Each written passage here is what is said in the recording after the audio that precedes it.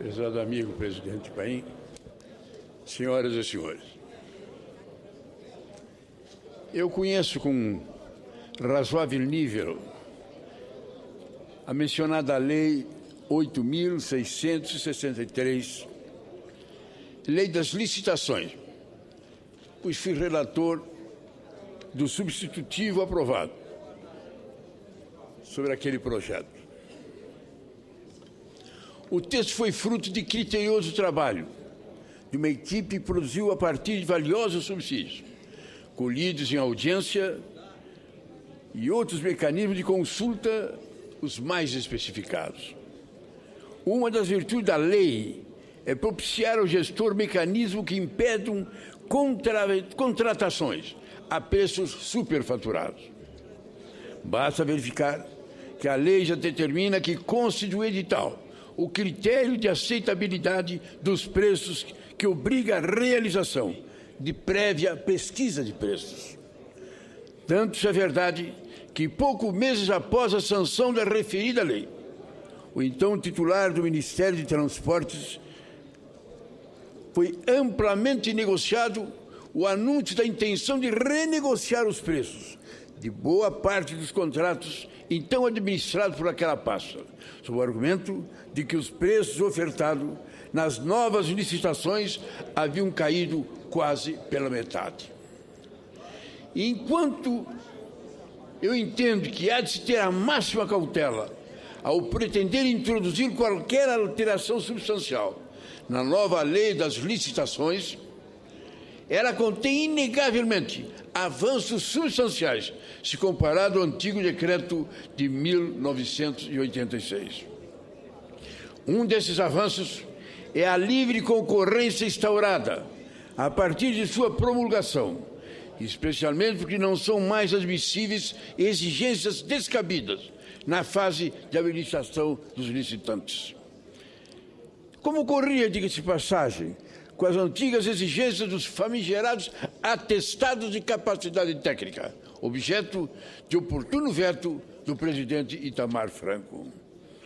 A maioria dos males apontados na lei decorrem principalmente dos problemas gerenciais, hoje comuns à administração, que por não investir no aprimoramento, na profissionalização dos recursos humanos necessários, há muito se ressente da falta de bons quadros. Essa carência é notória em função cuja tarefa impõe razoável conhecimento técnico, como é o caso do procedimento licitatório. Preocupa-me a intenção subliminar de diminuir, de simplificar as exigências legais sobre as licitações. É temerário deixar de regular pontos de fundamental importância no trato dessa relevante matéria, como se dá, por exemplo, com as locações de bens pela administração, que deixam de se submeter à licitação, com as chamadas inexigibilidade, que, a meu ver, carecem de definições específicas.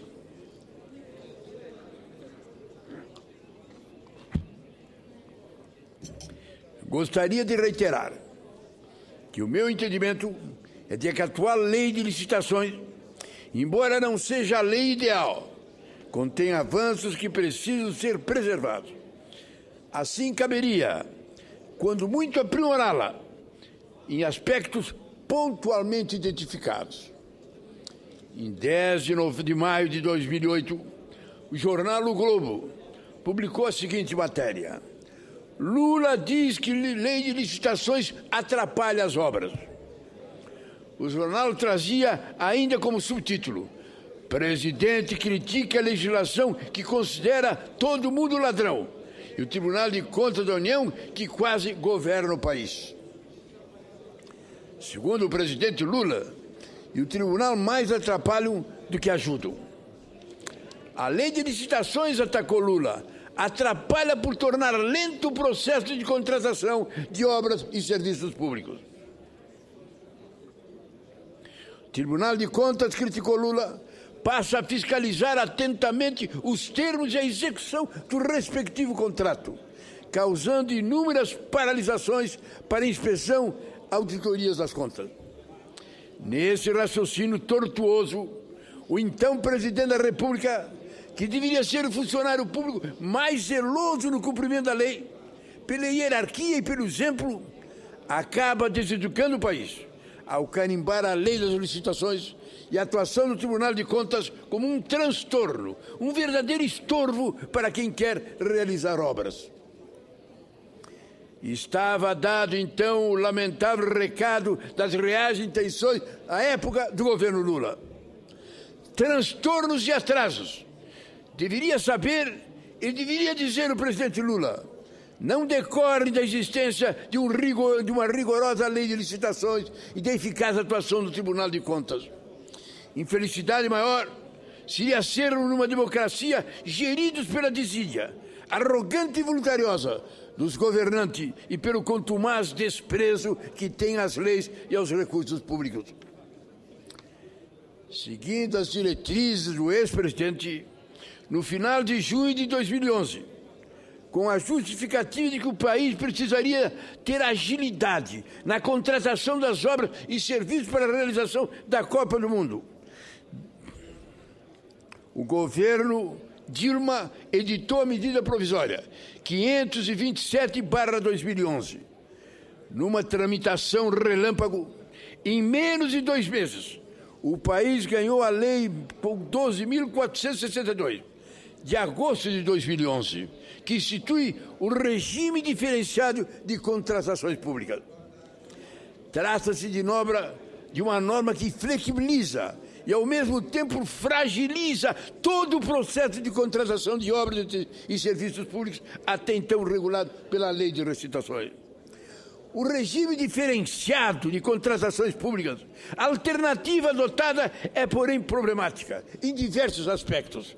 Com efeito, depois de analisar a norma, pode-se concluir que, no disposto que trata especificamente do orçamento, a lei de diretrizes incorre no mesmo vício indicado no item 2, cabendo aduzir que não revelação do orçamento prévio constitui prática adotada de alguns países, embora possam ser levantadas dúvidas sobre a sua eficácia no Brasil, considerada a realidade fática normativa do nosso país.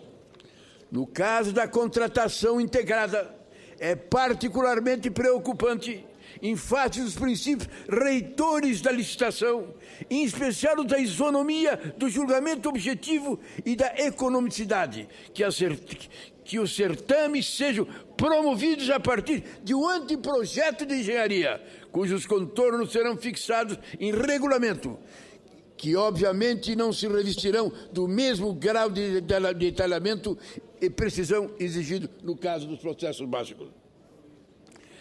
Se o objeto do governo com a aprovação da RDC era apenas acelerar o procedimento de contratação de obras e serviços para a Copa do Mundo e para as Olimpíadas, a forma precipitada como se deu, a instituição do novo regime, afastando-se o processo legislativo, descurando-se das normas constitucionais, da distribuição de competência, pôde, ao contrário do inicialmente previsto, operar um desfavor da celeridade pretendida, dando ensejo a disputas judiciais com a própria validade da nova lei.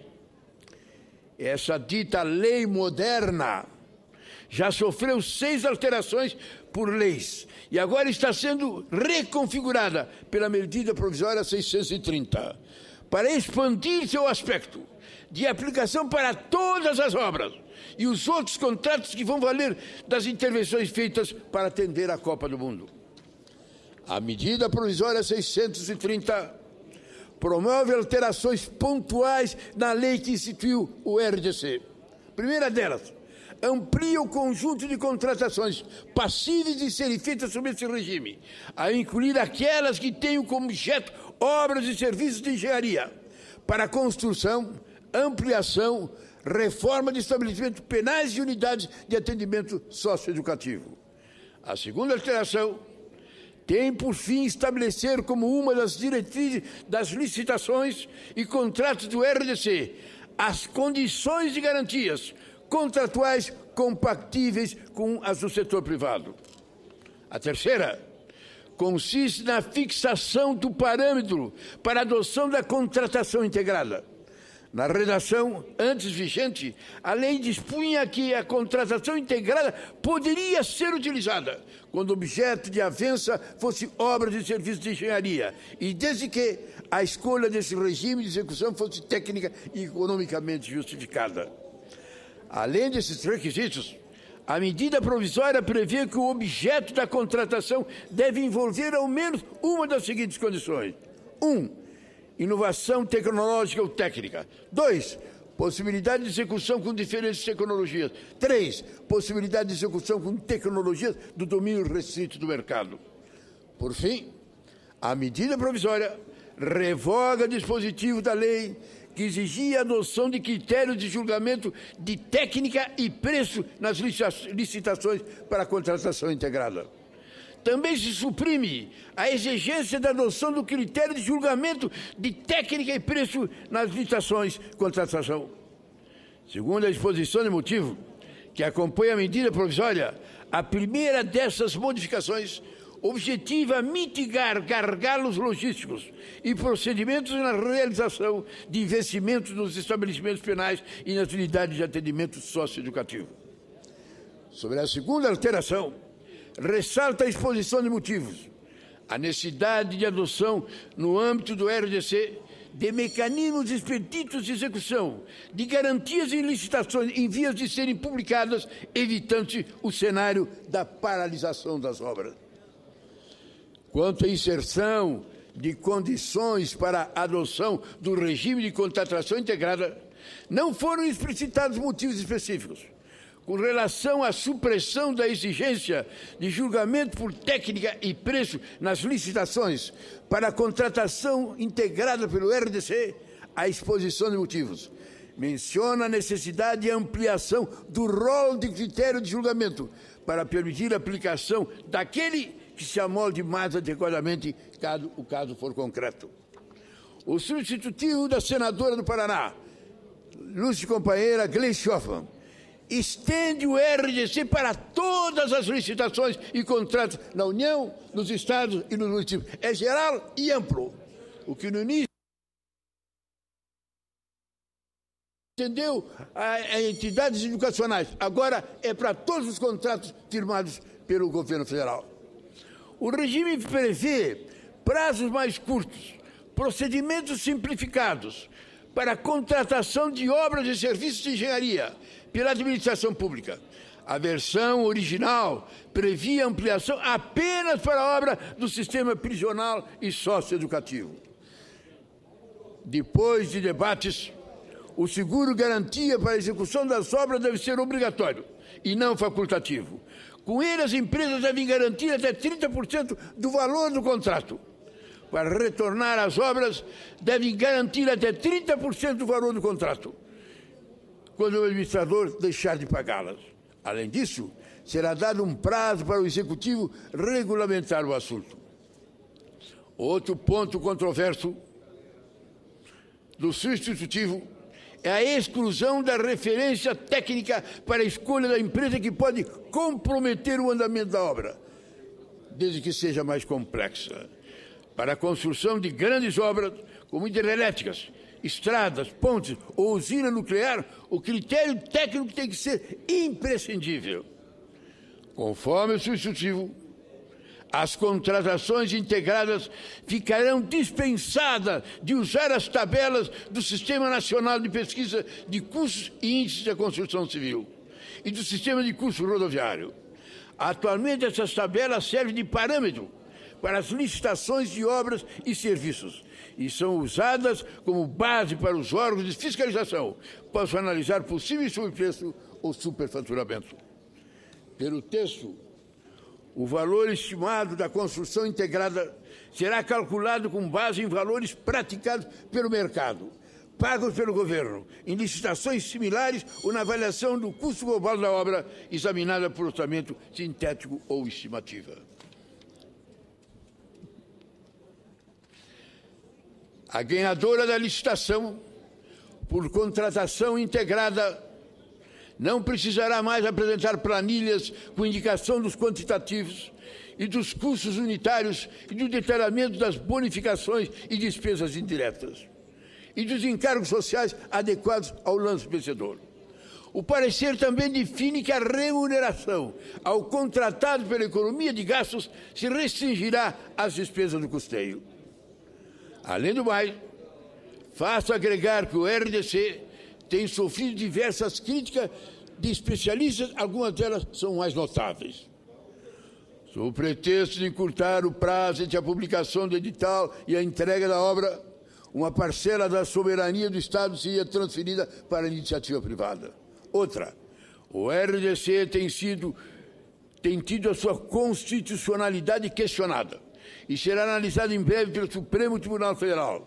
Agora está na mão do ministro Luiz Fux decidir se acata ou não as liminares para suspender a validade do RDC nas ações propostas em conjunto por diversos partidos e também em ação isolada ajuizada pelo próprio Procurador-Geral da República, Roberto Urjal. Outra preocupação relevante dos gestores é que o RDC, a licitação é realizada com base em um anteprojeto de poucas especificações, cujo orçamento é inicialmente sigiloso e que pode dar mais à suspeita venda de informações, já que saber previamente o quanto o contrato estaria disposto a gastar torna-se um ativo valioso. Destaca-se que o próprio projeto básico da obra efetivamente contratada é posterior à escolha do projeto inicial, o que, a meu ver, uma imperdoável temeridade.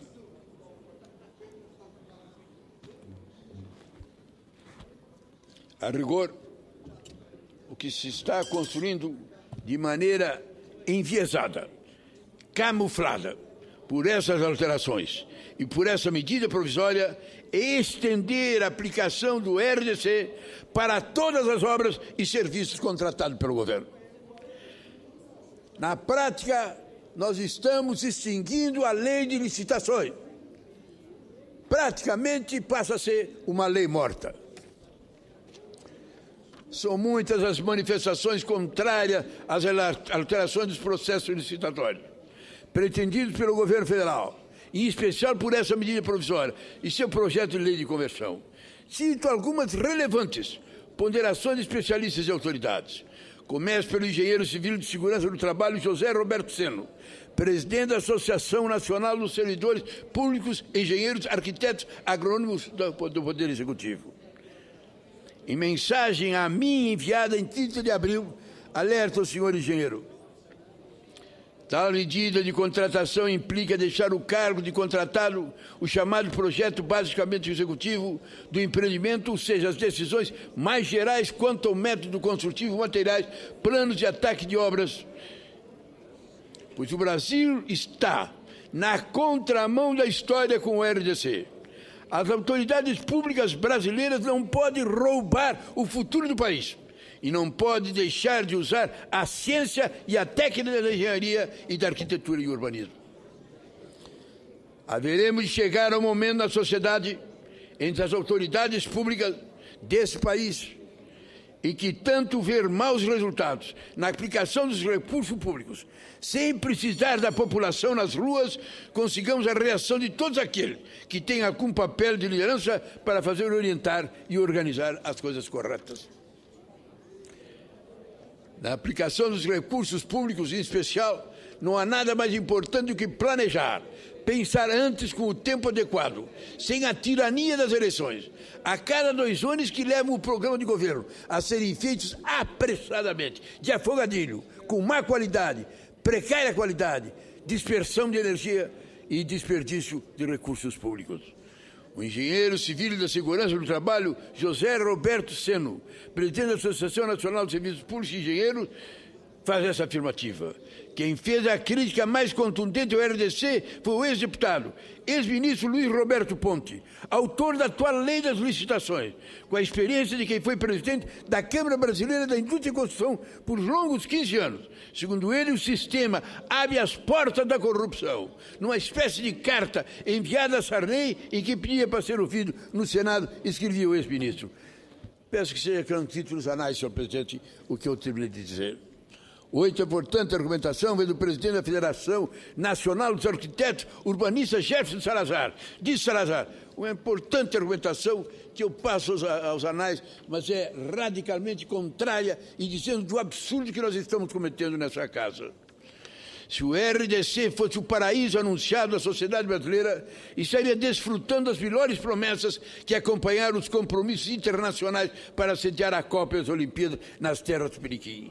Assistimos, ao contrário, aeroportos e estados inacabados, vergonhosamente sendo maquiados, para inglês ver, grande parte das obras prometidas como legado à sociedade brasileira paralisada por parte do poder público, o empenho desenfreado para beneficiar a especulação imobiliária nas cidades como o Rio de Janeiro, além de que o preço da obra final muitas vezes superior ao que foi postado inicialmente.